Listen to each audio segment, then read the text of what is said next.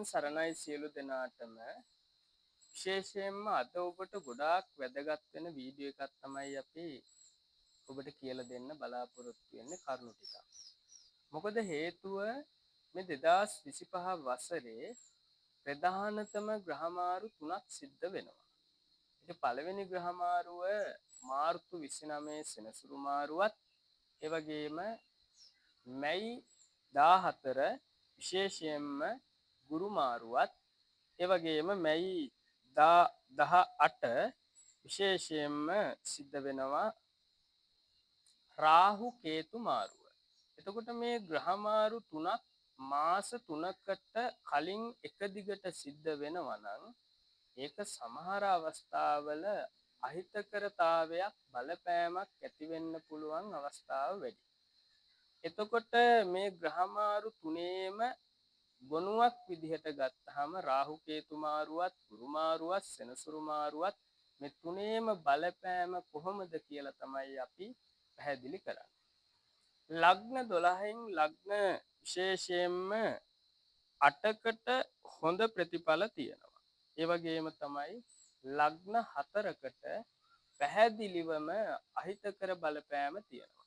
සෙනසුරු මාරුව වසර 2කමාරක්, ගුරු මාරුව වසරක්, රාහු කේතු මාරුව වසර 1කමාරක්.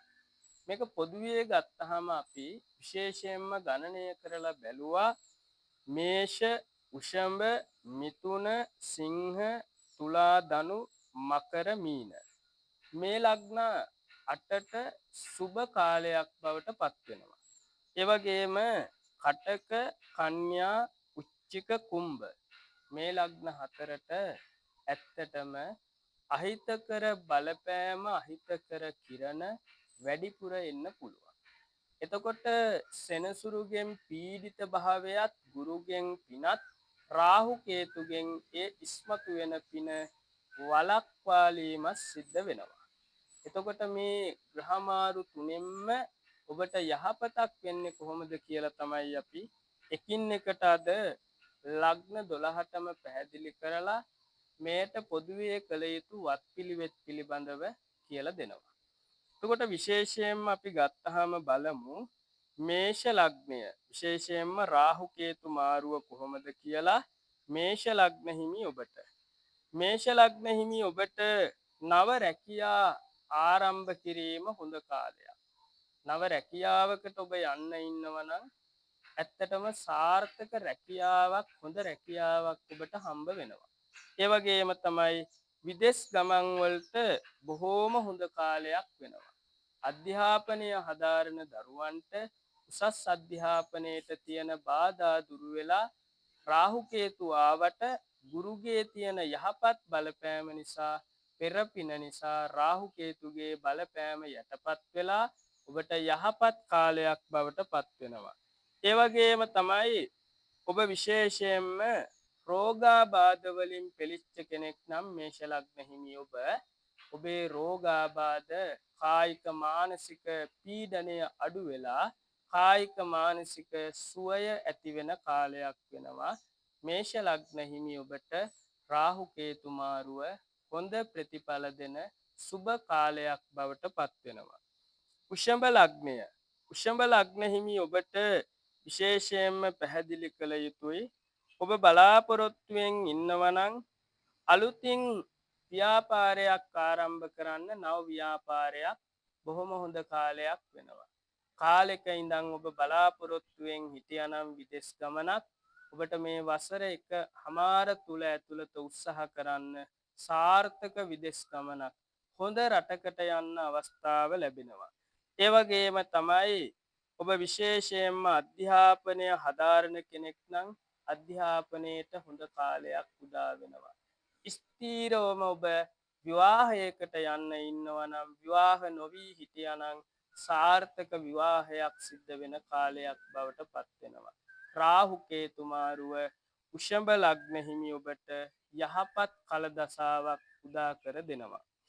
මිථුන ලග්නය මිථුන ලග්න හිමි ඔබට විශේෂයෙන්ම ගත්තාම අධ්‍යාපනයට විදේශ ගමන් ඒ වගේම ඔබට වාහන සම්බන්ධ ව්‍යාපාර කරනවා නම් ඔබ වාහන සම්බන්ධ ව්‍යාපාරය වල නියැලලා ඉන්නවා නම් ඒවල සාර්ථකත්වයක් ලැබෙනවා.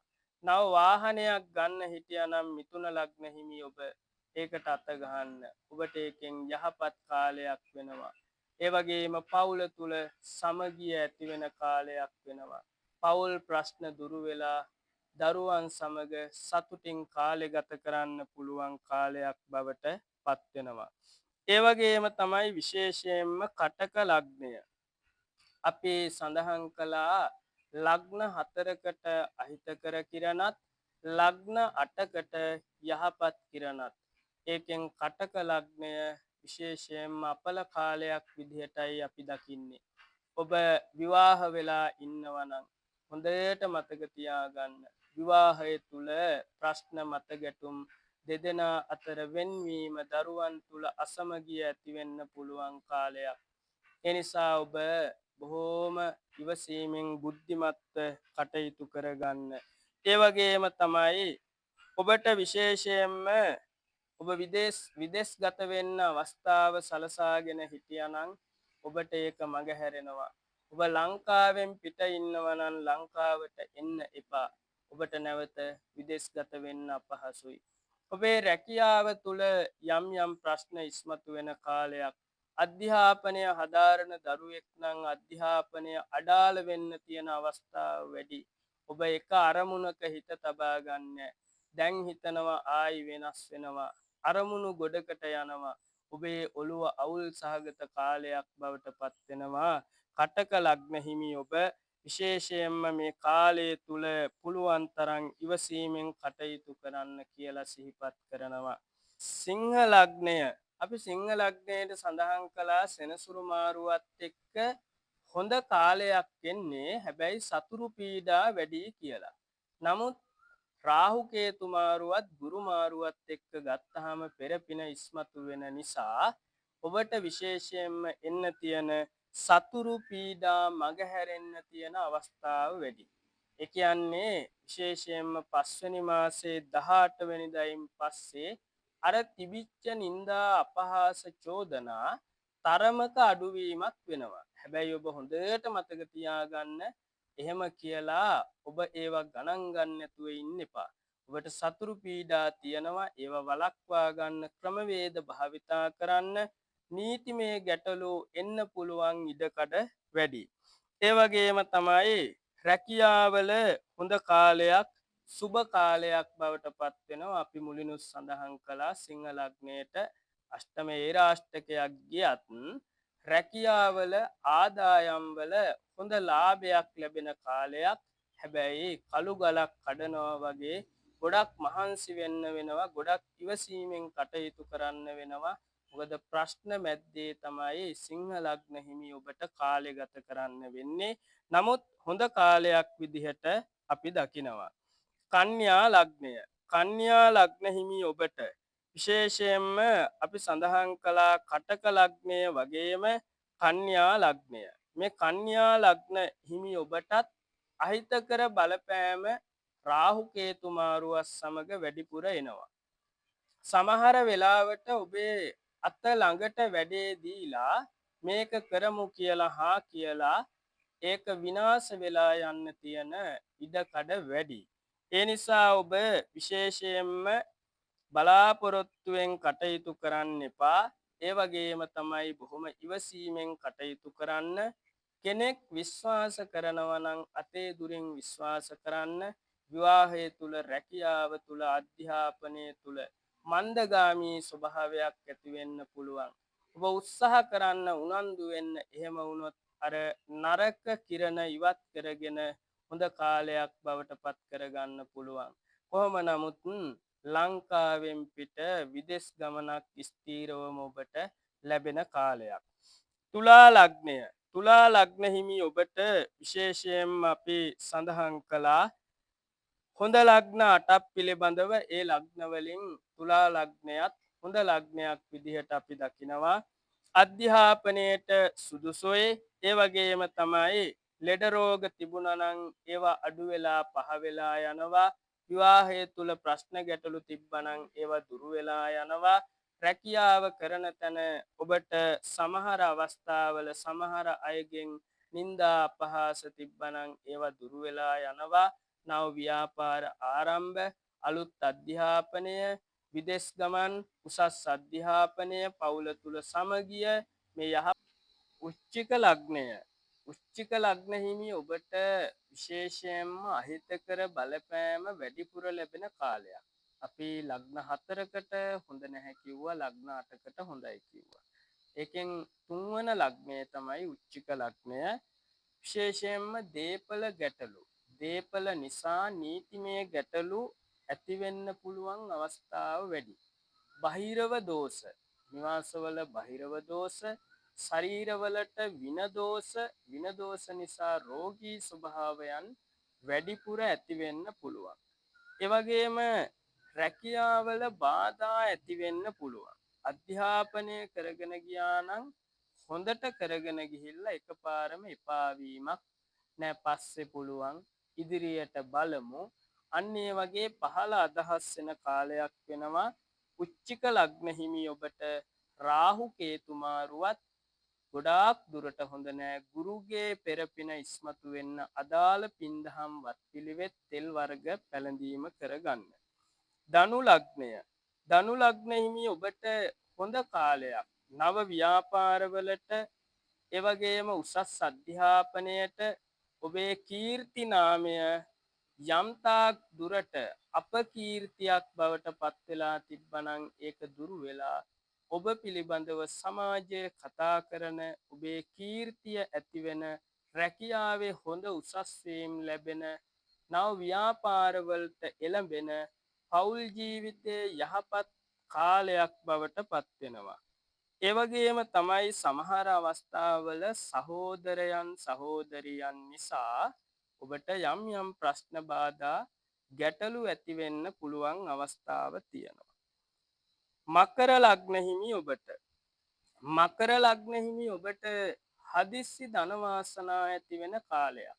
ඔබ ණයට මුදල් දීලා තිබ්බනම් ඒවා ඔබට ලැබෙනවා. නව ආදායම් මාර්ග ඉහළ යනවා. අලුතින් ව්‍යාපාර කරන්න උත්සාහ කරනවා. රැකියාවේ උසස් වීම් ලැබෙනවා.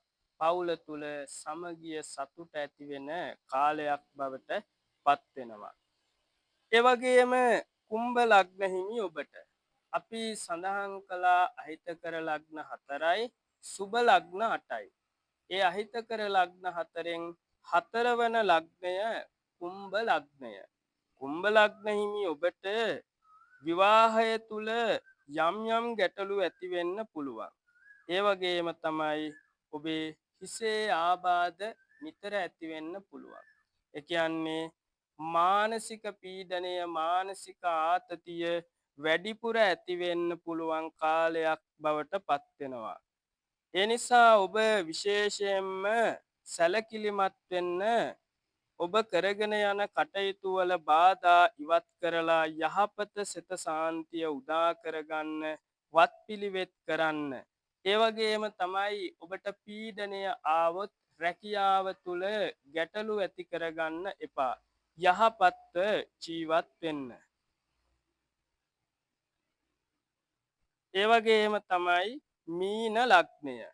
මීන ලග්න හිමි ඔබට යම්කිසි ඒරාෂ්ටක දෝෂ ඇති වෙන්න පුළුවන්. නමුත් ඔබට තිබුණු බාධක රැකියාවේ අපි හිතමු අහිතකර ස්වභාවයක් තිබ්බනම්, ඔබ කරගෙන ගියපු අධ්‍යාපන කටයුතු වල යම් බාධාවක් තිබ්බනම් ඒවා ඇත්තටම දුරු වෙලා පෙර පින ඉස්මතු වෙනවා.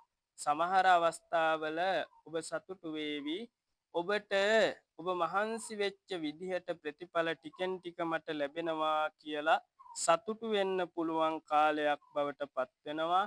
මීන ලග්න හිමි ඔබට ප්‍රඥාව වෙහෙසවලා බුද්ධිමත්ව කටයුතු කරොත් සාර්ථකව ජය ගන්න පුළුවන් කාලයක්. රාහු කේතුගෙන් එන බලපෑම වළක්වාගෙන ගුරුගෙන් එන යහපත් බලපෑම ඔබට ළඟා කරගන්න පුළුවන්. එතකොට විශේෂයෙන්ම නරක ලග්න විදිහට අපි සඳහන් කළේ කටක, කන්‍යා, උච්චික, කුම්භ.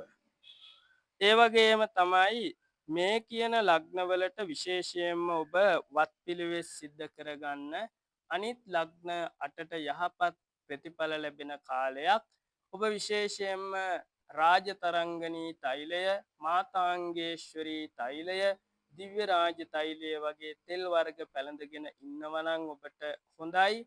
ඒ වගේම තමයි කහමල් පිච්චමල් නිතර පූජා කරන්න මහසෑයට චෛත්‍යයකට පූජා කරලා විශ්වයට පණිවිඩයක් යවන්න. එතකොට ඔබේ තියෙන ඔය රාහු කේතුගේ බලපෑම යටපත් වෙලා පෙරපින ඉස්මතු වෙනවා. එහෙමනම් අපි ලග්න 12ටම මේ වසර සුබ වෙන්න කියලා ප්‍රාර්ථනා කරමින් ඔබට ආශිර්වාද කරමින් මේ වැඩසටහන නිමා කරනවා. ඔබ සෑම දිනාටම තෙරුවන් සරණයි.